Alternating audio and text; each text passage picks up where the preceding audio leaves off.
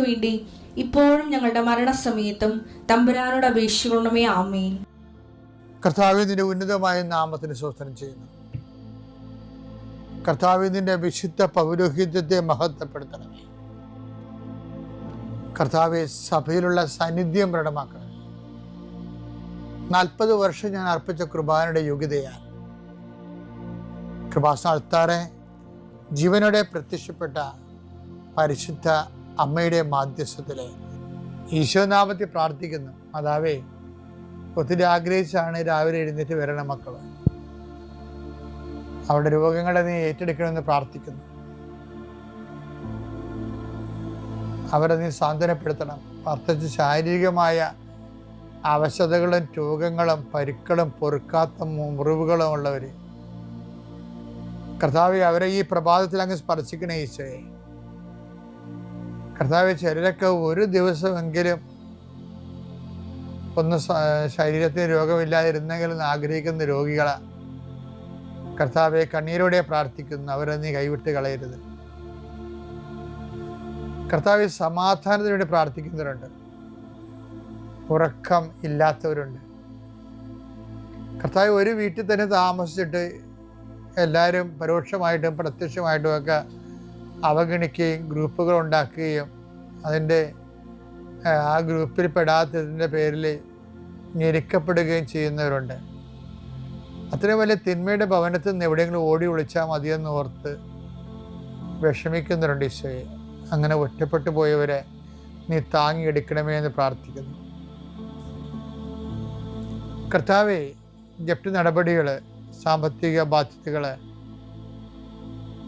കർത്താവെ, ഇറങ്ങിക്കൊടുക്കണമെന്ന് പറഞ്ഞിരിക്കുന്നവർ, പൈസ അടക്കാൻ പറഞ്ഞിരിക്കുന്ന ഡേറ്റുകൾ, പൈസ കൈ തികയാത്തവർ, പൂർണ്ണമായിട്ടും ഇല്ലാത്തവർ, അവരെയൊക്കെ നീ സന്ധിക്കണം.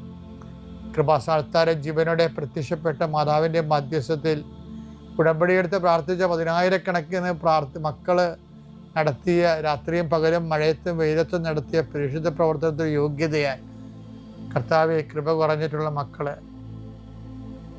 ഈ പ്രാർത്ഥന കൂടുമ്പോൾ അവരുടെ കഴിവ് കൊണ്ടോ സ്വാധീനം കൊണ്ടോ ഇതിന് തീരുമാനം ഉണ്ടാകത്തില്ല എന്ന് അവർക്കറിയാമായിരുന്നിട്ട് ആരും ഞങ്ങളെ സഹായിക്കും, ആരെങ്കിലും കർത്താവ് നീ എന്നെ അയക്കണമേ, ആരെങ്കിലും ഞങ്ങളുടെ കുടുംബത്തിലേക്ക് അയക്കണമേ. ബന്ധുക്കളോ സ്വന്തപ്പെട്ടവരോ ആരും ഇല്ലല്ലോ, ഇടപ്പോക്കാരും കാണുന്നില്ലല്ലോ. ആരെങ്കിലും അയക്കണമേ കർത്താവേ, മാതാവേ, നിന്റെ ദൂതയായി ആരെങ്കിലും ഈ വിഷയത്തിൽ അയക്കണമേ എന്ന് പ്രാർത്ഥിക്കുന്ന മക്കൾക്ക് ഇന്ന് 12 മണിക്കുള്ളിൽ ആളെ കിട്ടാൻ പരിശുദ്ധ ദേവമാതാവിൻ്റെ മധ്യസ്ഥയിൽ പ്രാർത്ഥിക്കുന്നു.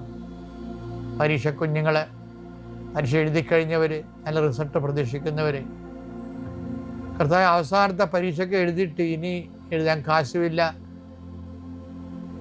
എഴുതി പരീക്ഷ എഴുതി നാണം കെട്ടവരുണ്ട്. ഈശോയെ, CA പരീക്ഷ പോലുള്ള പരീക്ഷകൾ 9ഉം 10ഉം ഒക്കെ എഴുതി അവർക്ക് തന്നെ നിക്കക്കളിയില്ലാതിരിക്കുന്നവരുണ്ട്.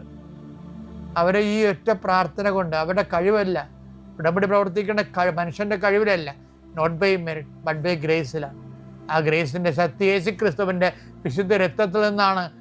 കൃപയുണ്ടാകണമെങ്കിൽ അത് കർത്താവിൻ്റെ സൗജന്യ ദാനമാണെന്ന് മനസ്സിലാക്കിക്കൊണ്ട് കർത്താവിൻ്റെ കൃപയുടെ ശക്തിയാൽ നിൻ്റെ എല്ലാ അപാകതകളും, എല്ലാ പരിചയക്കുറവുകളും, എല്ലാ പരാധീനതകളും പോരായ്മകളും യേശുനാമത്തിൽ പരിഹരിക്കപ്പെടുകയും നീ യേശുനാമത്തിൽ സൗഖ്യപ്പെടുകയും യേശുനാമം സമാധാനപ്പെടുകയും ചെയ്യട്ടെ. നിത്യപിതാവും പുത്രനും പരിശുദ്ധാത്മാവായ സർവേശ്വരനെ നീക്കുക. ആമേൻ. ഞാൻ ഇന്നലെ നിങ്ങളോട്